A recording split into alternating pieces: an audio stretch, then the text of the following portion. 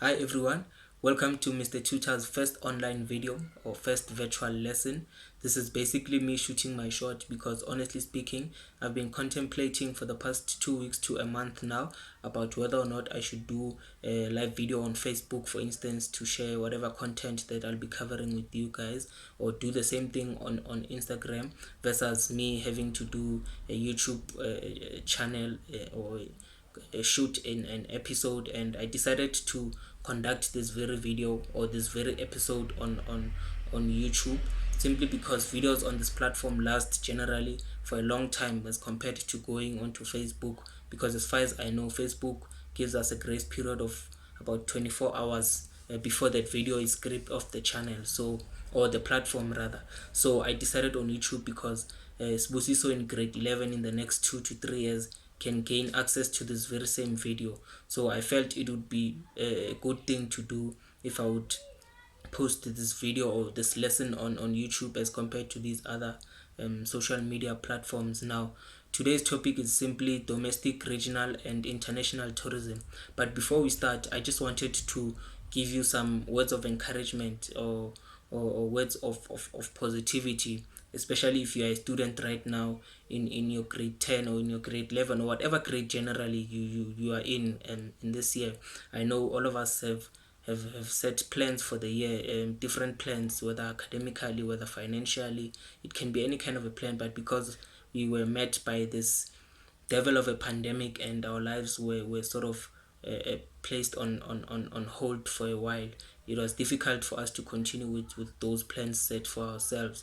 Now I want to talk to you, a student who's in whatever grade, to say I know you're confused right now with regards to whether or not the school calendar or the school academic program will be saved or not, or you hear cases of this disease or this virus, affecting a lot of schools in the country, and you are thinking to yourself, will I be able to write my final year exams? I just wanted to tweak or to twitch your mind a bit, to switch off that mentality of saying no, I'm not gonna write my exams this year, and the year is already done, or we might as well write our exams next year. That's just too casual for a student of your caliber.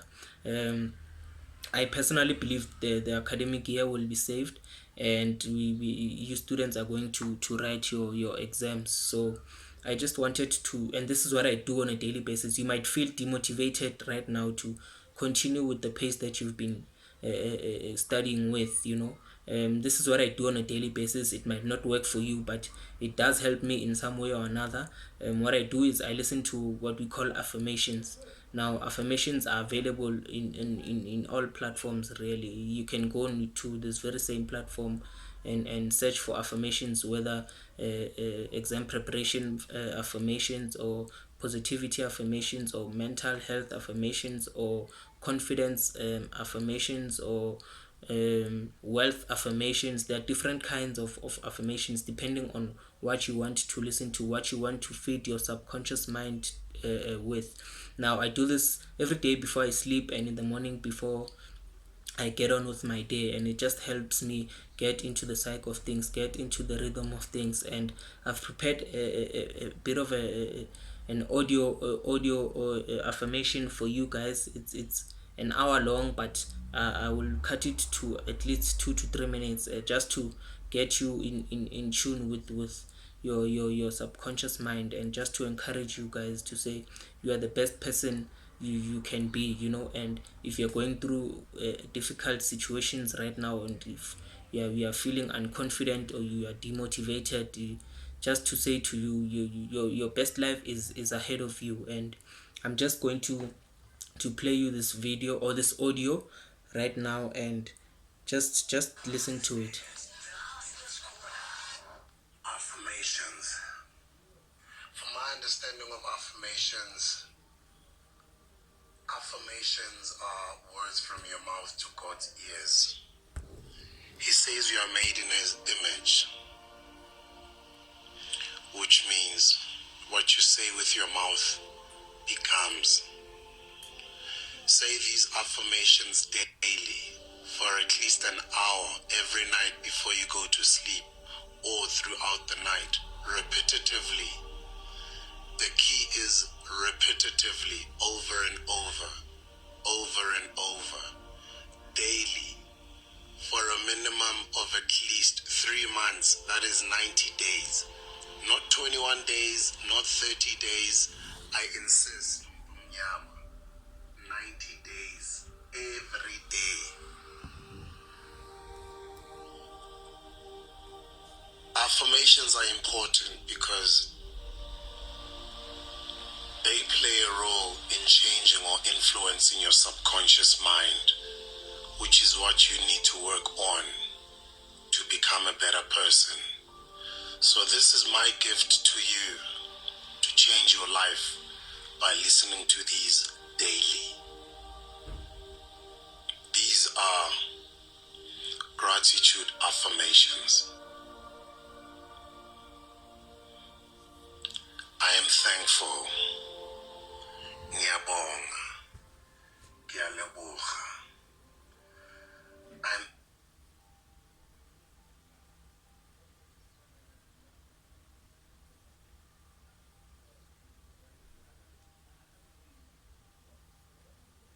I'm thankful that I'm alive. I'm thankful that I'm breathing. I'm thankful that I'm alive. I'm thankful that I'm a positive thinker. I'm thankful that I believe in God. I'm thankful that I've got a family. I'm thankful that I've got friends. I'm thankful that I've got a family. I'm thankful that I've got a father. I'm thankful that I've got a mother. I'm thankful that I've got a brother. I'm thankful that I've got a sister. I'm thankful that I've got a brother. I'm thankful that I've got a sister. I'm thankful that I've got a brother. I'm thankful that I've got a sister. I'm thankful for the house I live in. I'm thankful for my children. I'm thankful for just to be alive. I'm thankful to be grateful. I'm thankful to be God's child. I'm thankful to be doing His work. I'm thankful to be able to help other people. I'm thankful to be able to help other people. I'm thankful to become a positive thinker. I'm thankful to be optimistic. I'm thankful to be alive. I'm thankful to be alive.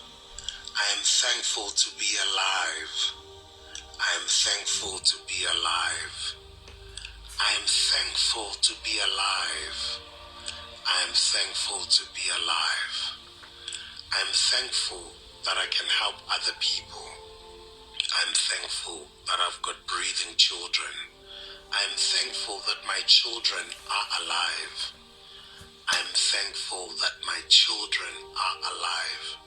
I'm thankful that my children have something to eat. I'm thankful that my children go to school. I'm thankful that my children are learning every day. I'm thankful that I'm a present parent. I'm thankful that I look after my family.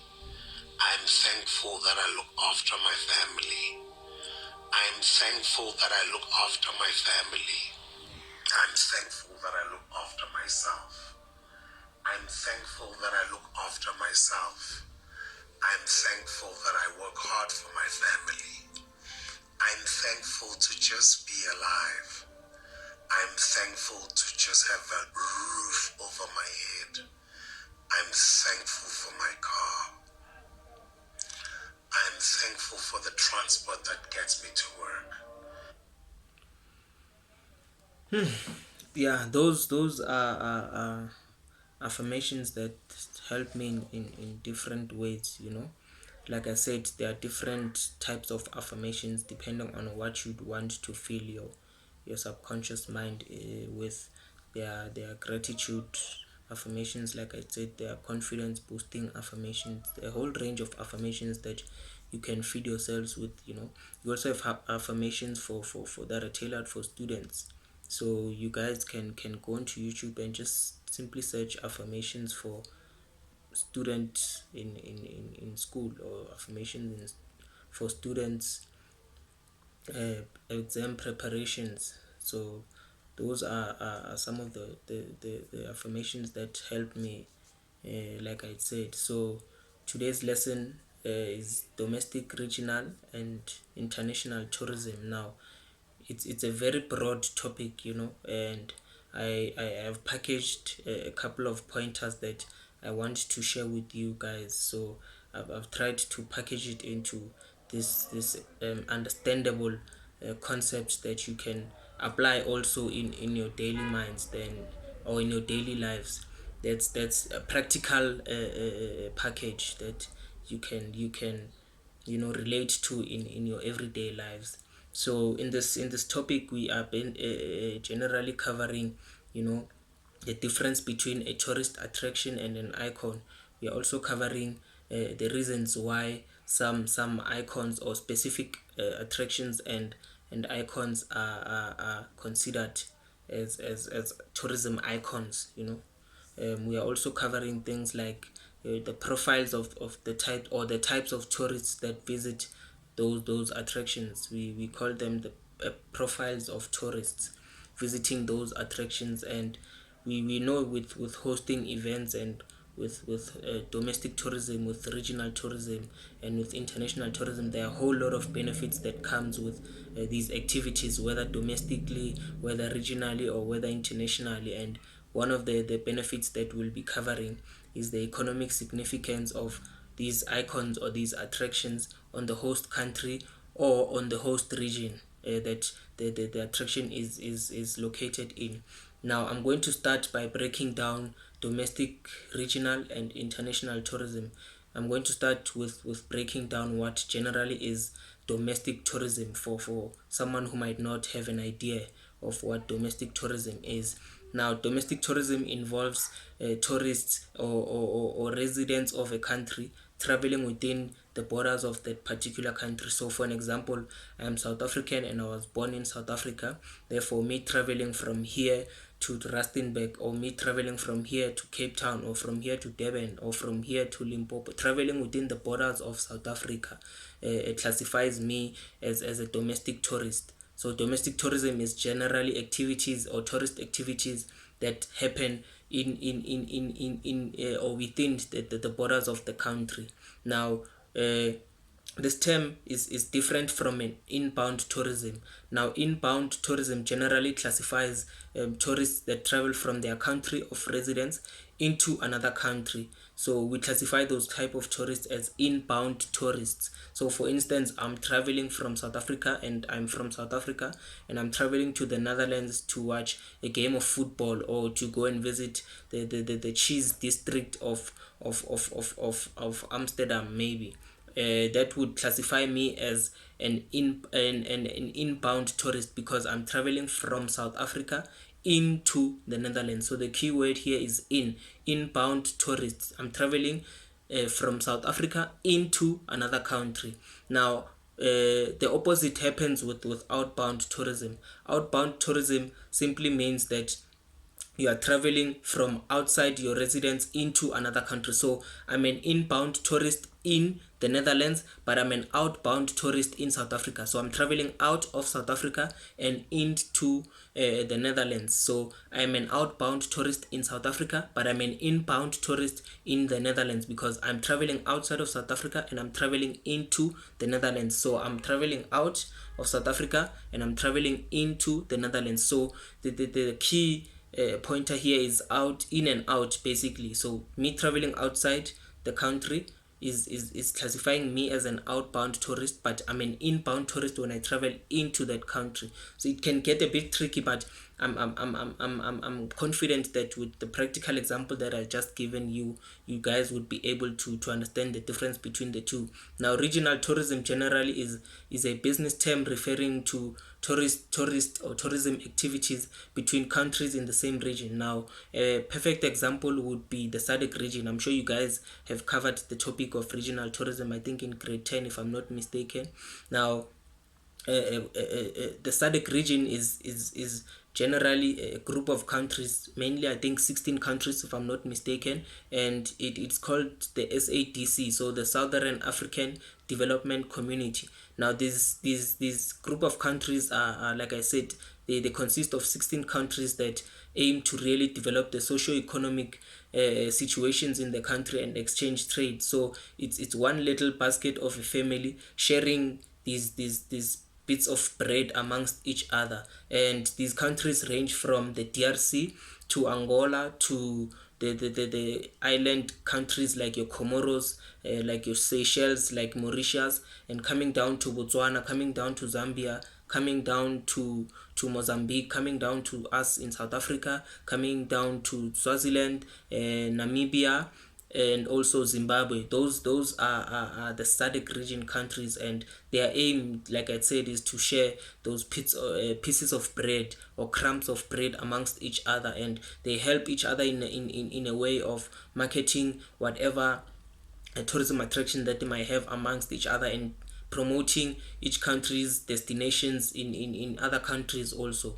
So that's generally what regional tourism is in essence. Now, international tourism is simple, straightforward definition is tourism or tourist activities that crosses national borders. It doesn't really need an explanation of some sort. It explains itself. Now, I'm going to also help you understand in the next topic. It's not mini topic, subtopic in within the context of domestic, regional, and international tourism.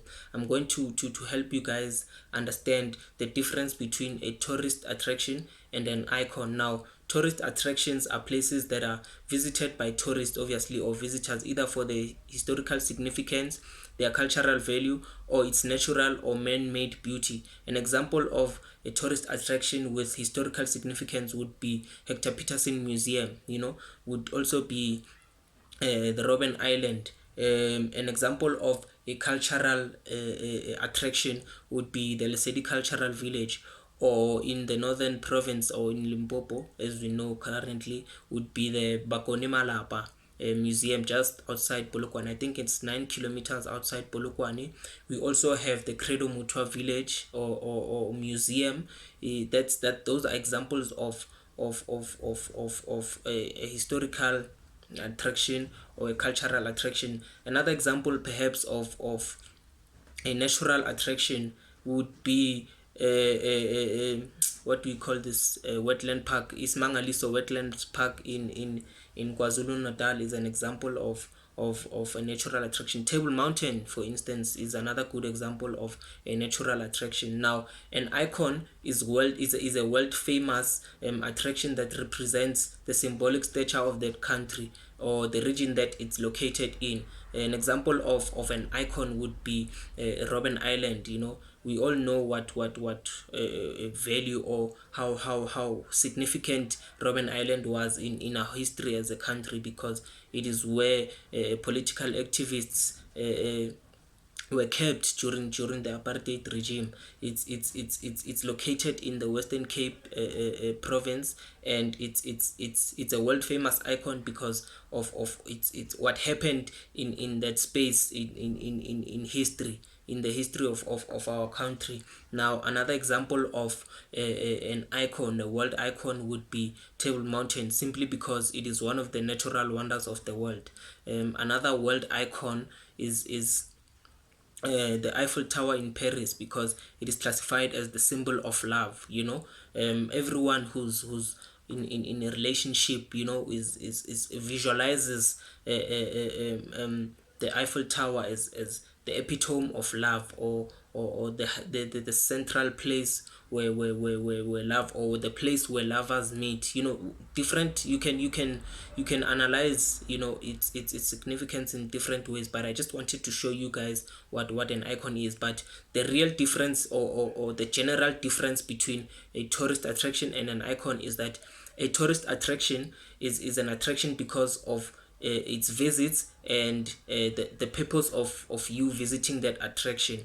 And an icon is different from a tourist attraction because an icon represents, or symbolizes, or stands for those visits, and the purposes, and the impact of that attraction on the country, or on the region. Like I said, the Eiffel Tower has a huge impact on on Paris as a city. It is the capital location of Paris, if I were to put it. So the difference really is that a tourist attraction is just an attraction simply because people visit there, and they visit for whatever purpose they visit that attraction. And an icon, on the other hand, is different from an attraction simply because, yes, there are visits and there's a purpose for visiting that icon, but the main key difference here, and I want you guys to note that, is the impact of that attraction on the country, or on the region that it's located in. Now, another topic I want you guys, or subtopic I want you to introduce to you guys, is generally why are specific tourist attraction considered as icon. Now, tourist attractions become icon in the world and fascinating in the eyes of the tourist, or in the mind of the tourist, simply because they are the one, or they are the only kind in the world. They are their only kind in the world. I mean, if you can look at Victoria Falls, or Musua Tunya Falls, or the smoke that thunders. That's the nickname they give the Victoria Falls. It's unique in its own way. There is no other place that's similar to, or there's no other icon that's similar to Victoria Falls anywhere in the world. Mount Everest is another example.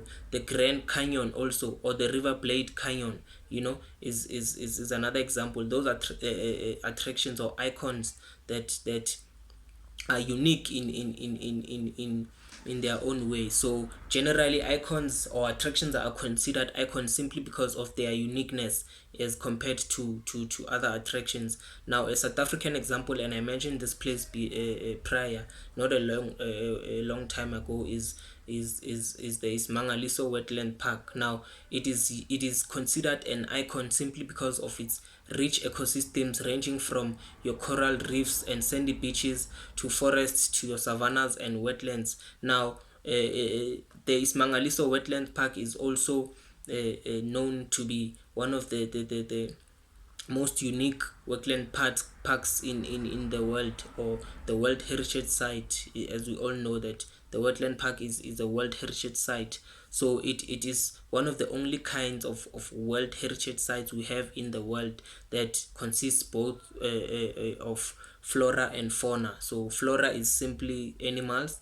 Flora, sorry, is plants, and then fauna is animals. So it is one of the few wetland parks in the world that consists of that balance, that ecosystem, and its uniqueness in that way, that the World Heritage Site, or the UNESCO, which is an organization that spots or that identifies attractions that are considered to be icons, and then classify them as World Heritage Sites, found when they did their research on the Ismangaliso Wetland Park, was that it is one of the few in the world that consists of both plants and animals. And by animals, I'm counting thousands of species of birds, of water animals as well, because there are coral reefs there. There are sandy beaches also that run along the park, in and around that park. So that's generally an example, or how you would classify an icon as compared to an attraction like Gold Reef City.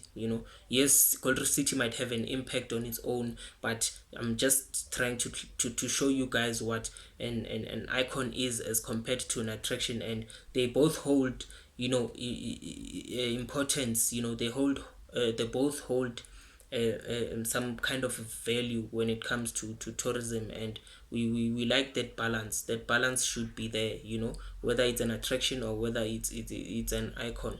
Now, some icons also offer a sense of identity, like the Vatican City in Rome, which we all know is the home to the Catholic religion.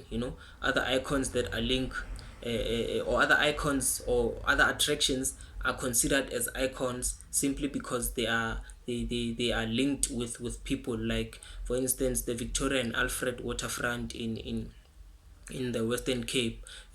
This shopping center and entertainment arena was simply named after Prince Alfred and his mother, Victoria. So it's there are different facts to consider an icon, or there are different pointers that one can look at when they classify an attraction as an icon.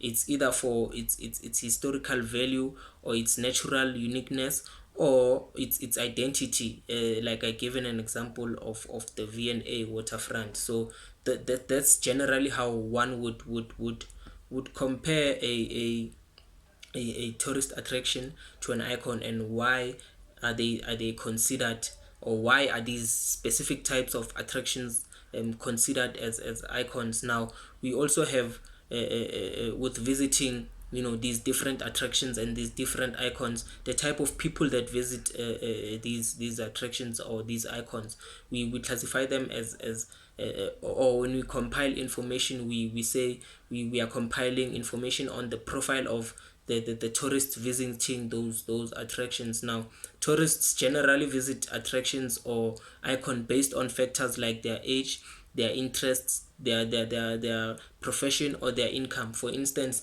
a medical professional from South Africa might travel to Dubai for a makeover, while a sports fanatic from Spain might come into our shores to take part, or to be a spectator rather, in the Two Oceans Marathon, and then make a stop at FNB Stadium. So those are the kind of factors that one looks at when you classify tourists, and when you try and identify which type of tourist attraction, or which type of an icon might be suitable to this type of a tourist. Obviously, it depends rather on the type of person the tourist is, and you need to take into consideration that different people visit different places for different purposes. We are not the same. So I might be interested in sports, and you at home might be interested in showbiz entertainment, in music, in arts, in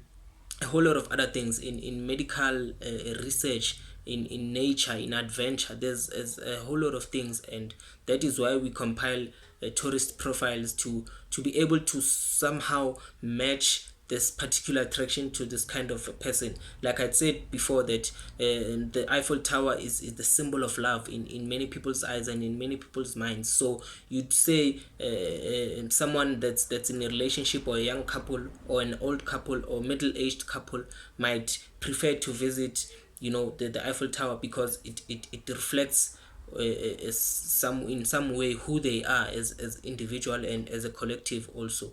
So those are the type of things that one must look at when you classify attractions, and when you classify icons, and or what kind of people generally visit those icons. Now, like I said, and the last topic or subtopic I'm going to cover in today's lesson is the economic significance of those attractions, or of those icons, on the host country or on the region.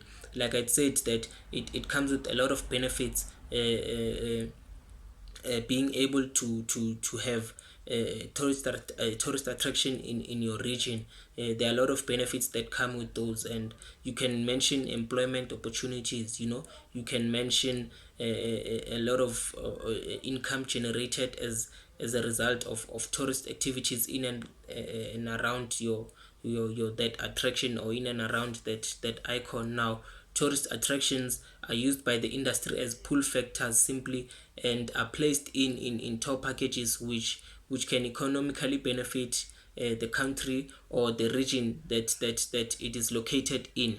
So an example of a pull factor or a pull factor is a factor that would attract a tourist to that particular attraction. For instance, me saying I want to visit Sun City, simply because I can experience the value of the waves there, or there is that huge elephant.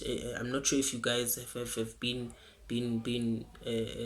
or have noticed that huge elephant that's in that Sun City area, or that Sun City facility. Or you might want to play golf at one of the golf courses there at Sun City. So those are some of the things that make it look tangible. Those are tangible things that would attract you to visit that attraction or that icon. Another example would be the I think it's 40 or 60-meter jump from the top of Moses Mabhida Stadium in Durban.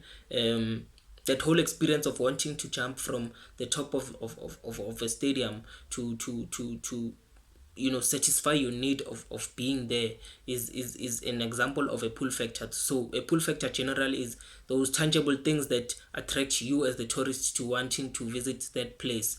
A pull factor, or a push factor rather, is an instinctive type of factor. For an example, you might be student right now, going through your final year, or your final few months of being in that particular grade, and you are working so hard, you are being energetic, you are giving your all towards your books, and you make a plan to say, or you decide to say, you know what, I might just need to break away. It's a push factor is that desire need, or that dire need, so to say, to experience an escape into a different environment. That craving to want to be in a different environment from what you are used to. You can crave for that escape, just so you can relax on the beach. That feeling of wanting to be somewhere that's refreshing, somewhere that's calm, somewhere that's conducive for you to be able to recharge your batteries. Like I said, you might want to lie on the beaches in Ibiza in Spain. You might want to travel to the most remote of areas, just for the serenity, just for the peace of mind that comes with being away from the hustle and bustle of Johannesburg, for instance, or of the city centers in the different types of provinces that we have here in South Africa. So a pull factor, if I can just rephrase that for you, or highlight it again for you. A pull factor is that tangible thing that makes you want to visit that attraction, whereas a push factor is that feeling of wanting to escape for health reasons, maybe for relaxation generally. Wanting to lie on the beach, wanting to experience an environment that would calm you down, and that would allow that process of recharging your batteries to happen. That is just a picture that I wanted to paint for you guys, so you can understand the differences between a pull factor and the push factors. Now, tourism businesses obviously are interrelated, and they are dependent on each other. Having said so, it's also vital for these businesses or these tourism establishments to achieve the same economical benefits, which I then call the multiplier effect. Now, the multiplier effect, simply in the context of tourism, is the number of times money spent by a tourist circulates in that economy. The number of times that money spent by me as a tourist in Durban circulates around the economy of Durban, or of South Africa, or of that particular industry. Now, according to the University of Cape Town, there was a research that institution conducted with regards to the multiplier effect, and they came up with a finding that for every night a tourist visits maybe a game lodge somewhere in South Africa, 14 people in that surrounding area, and I want you guys to remember this. For every night a tourist spends in a game lodge, or in a different environment, that or in a region with an attraction in South Africa, 14 people in the surrounding area, in the nearby area, in the region where the attraction is located benefit from income generated. So from that income that was generated from me as a tourist, spending my time in the Drakensberg Mountains, hiking there or camping in the Drakensberg Mountains, 14 people generate or benefit from whatever income that was generated from me. So you can have a picture of saying whatever money that I had spent in the Drakensberg Mountains, 14 other people or whatever number, there are people generally that benefit from that. And an example of the multiplier effect would be me as a tourist coming into your establishment to render a service, or to not render a service, but to come and conduct a tourist activity in that establishment. Now, as the game lodge, obviously that income generated goes towards the game lodge itself. Now, you must remember that game lodges also have employees and they have staff members generally. So the staff members, or the game lodge pays those staff members their remuneration, their salaries. And then those staff members can also be able to use that money that they got from the employer, simply to pay for goods, to pay for services like groceries. They can also create another income, or another employment opportunity, simply by saying, say for instance, I work for that a game lodge in Durban, and I can then use my salary to say I'm going to get a helper in the house to come and help me once in a while. So you can understand that because the tourist came into that establishment and left money because they were part, or they were involved in a tourist activity, then whatever income that was generated from that activity goes towards the game lodge. The game lodge pays its staff and renders other services as well as a tourism establishment or as a tourism business. The very same people that work there can also go and pay other people within that industry, within that region, to say, here is my money and I'm going to pay for groceries, I'm going to buy groceries, I'm going to buy a piece of clothing, a piece of art, or piece of anything that really comes to mind when they have been paid. So that's a general impression, or a general conclusion of what really the multiplier effect is the number of times is money spent by me as the tourist circulates in that particular economy at that particular time. Because we really want that as the tourism industry, because if I'm spending money as a tourist into whatever establishment, or into or paying for whatever service, or buying curios at the local curio shop, then that money generated can help the staff members to then pay also for the goods and services. And staff members are also people. They want to go on visits to whatever attractions that they might want to visit at that time. So the more the money circulates in and around that economy, the great for the industry. And that's just really a mental picture, or practical example of what the multiplier effect is. Now, tourism as an industry does not only create jobs in the primary sector, but it creates jobs in the secondary and the tertiary sector of the tourism industry. Now, I'm going to also show you, and this is the last part of my lesson, I'm going to show you how the tourism industry influences the primary sector, the secondary sector, and the tertiary sector. Now, the primary sector involves the extraction of raw materials like farming and crop production. Now, how tourism influences the primary sector is by way of providing activities. For instance, tourism activities in a place like Venda, that is known, or that is the center of crop production, of farming, of arts, and a place of crafts also, means that the industry, or whatever activities that were generated in that sector or in that region, goes towards helping local members, or whoever is selling those goods, or whoever is rendering whatever service you might have at the time. But I'm trying to show you guys how the tourism industry influences the primary sector. It influences it in a manner that shows a relation or not really interrelation between these sectors. So that's just how the tourism industry influences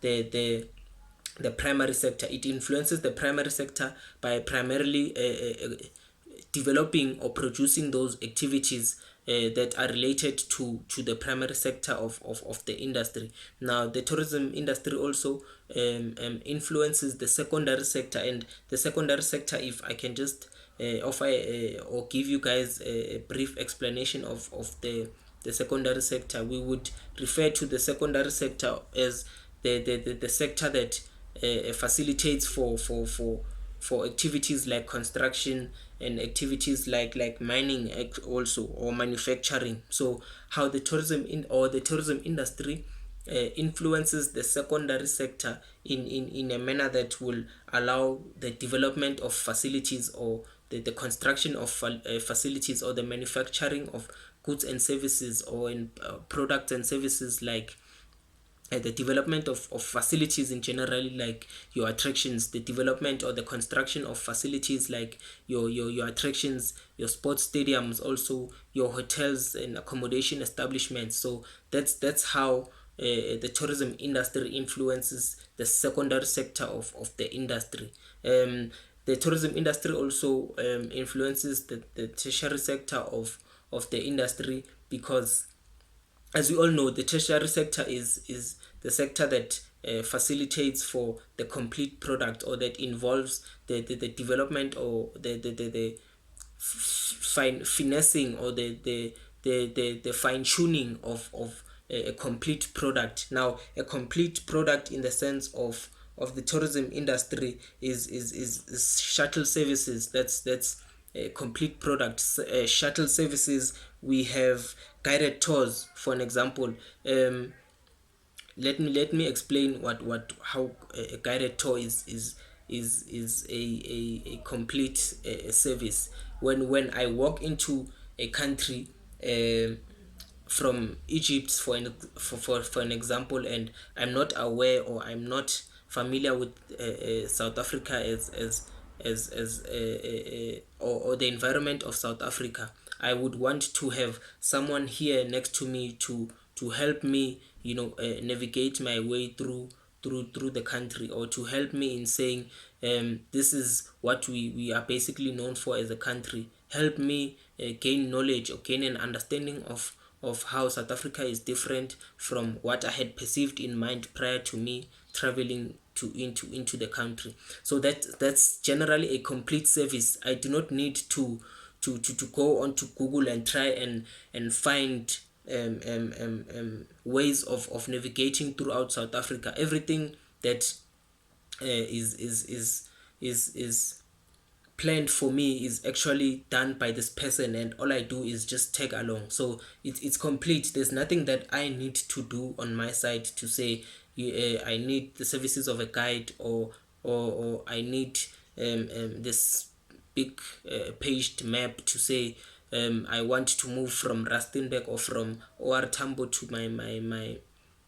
my place of residence for the duration of the tour into the country. Or say for instance, I'm visiting an attraction, and I just want someone that's there, that's going to show me around, and to paint a picture of South Africa as a country, and what it has to offer. So that service is complete, like I said. I'm sorry if I sound like I'm repeating things, but I just want to paint a picture. I just want to paint something that's practical, so to say, you guys at home can understand what I'm trying to paint here, the picture I'm trying to paint. So a guided tour is a complete service. I do not need anything on my side to assist me, or not to assist, but I do not need to do anything, but instead someone is there to help me. So that's complete. A shuttle service, similar thing to a guided tour. When I walk into the shores of South Africa, or at the arrivals terminals at OR Tambo International Airport, I already have someone with a board written so and so travel services, or so and so shuttle services, or my name is written there, Mr. Wung Seng Hang from Beijing. with someone is holding a placard or a small piece of paper, or a board that will show, or that shows that I need to go there. That's an example of a service. It's complete. I do not need, or I put rather my trust in that person to show me around, or to take me where I need to go. There's nothing that I need to do on my side, besides obviously booking for an hotel or anything. And an example also of a complete or a tertiary sector of the tourism industry is the travel agency. For instance, all you do is walk into the travel agency and say, listen, I want to go to Durban and this is what I want to do. So already from that, as a travel agent, I now have an idea to say, okay, this is Mr. Hu Seng Hang and this is his profile, and based on his profile I can offer these services, I can offer these goods to him. And all I need to do is just sit there and have my package, packaged for me. And that's a tertiary service. That's the tertiary, or an example of services in the tertiary sector of the industry. Yeah, that concludes the lesson for today. This is my first video, so it's as raw as you can get. I'm really sorry if I might have repeated a few things there, but that's just me. That's how practical I am. I want you guys. That's why my lessons are tailor made. I want you guys to not see whatever topics I'll be covering, or whatever content you guys want me to assist you with, as this whole a piece of, or be this big piece of pie, of a food item that it's difficult to cut into pieces and actually chew and digest. It's practical, and it's easy for you guys to understand. So my apologies with regards to that. But going further, I'm going to upload other videos also, so I can share content with you guys, because that's I believe that's my purpose as a tutor, to say my purpose here is to help you. Because honestly speaking, from a personal experience and personal point of view, I didn't really get assistance besides from my teachers in high school and at tertiary level. I did not have someone there besides my teachers that would sit me down and say, okay, what is it that you want? Someone that was painted, someone that painted a picture of having a service, or having, or being of help, that is tailored for me as an individual. So I'm just here to help you guys. And I'm going to leave my details in the description box, or in the comment box, if that's how you call it here on YouTube. If some details are missing there, I'm on Facebook. My Facebook credentials are Master Phasha. My number is 082 345 6045. I'll repeat that: 082 345 6045. Or I have an email address, and my email address is louispasha12@gmail.com. louispasha12@gmail.com, small letters. Yeah, thank you so much, wonderful people. May the good Lord bless you, and keep positive, keep that energy going. I know some of you maybe might not have things going well in your lives right now, but I just wanted to tell you guys that your best life is ahead of you. It might not look like that, and trust me, I'm speaking from personal experience. But your best life is ahead of you, and may God bless you. Enjoy your day, enjoy your night, enjoy your week, enjoy your year, and yeah, till the next video. Thank you.